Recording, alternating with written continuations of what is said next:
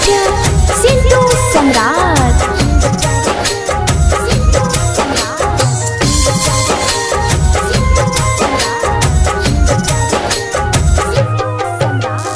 दिल घबराते रही शिशुवाले, कैसन खबर सुनाइस है।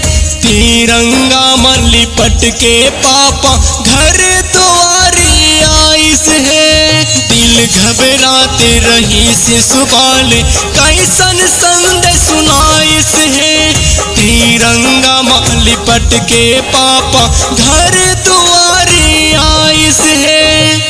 पापा मोर शहीद हो गए, पापा मोर शहीद हो गए, सोरे हो गए देश माँ।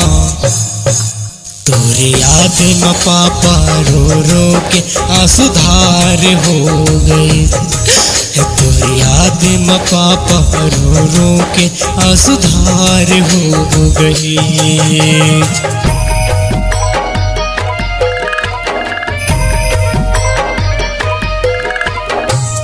डायरेक्टर सिंटू सम्राट।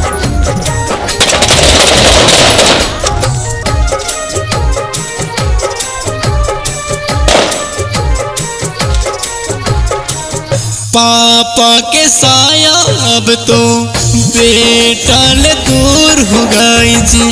पापा के सुंदर रंग है तिरंगा में समा गए।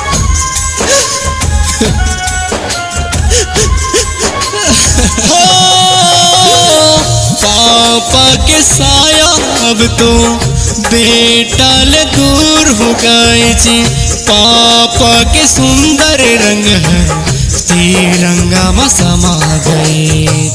थोकन तो देख पापा, थोकन तो देख पापा, तय हमोरे हाल ना।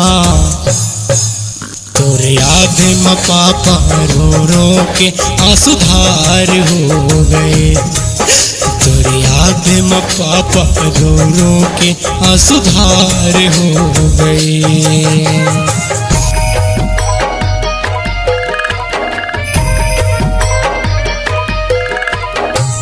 डायरेक्टर सिंटू सम्राट।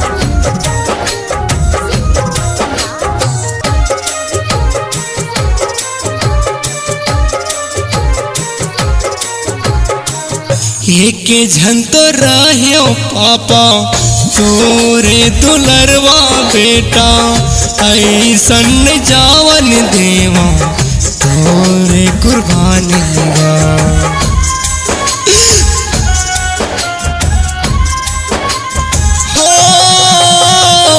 एक झन तो रहो पापा तोरे दुलरवा बेटा, ऐसन नहीं जावन देवा तोरे कुर्बानी गा।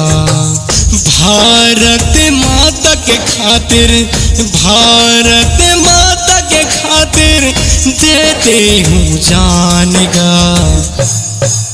तोरे बेटा तो रो रो के पापा तोला बनावते हैं। कब आवे पापा कह के वो हरोवत मारते हैं।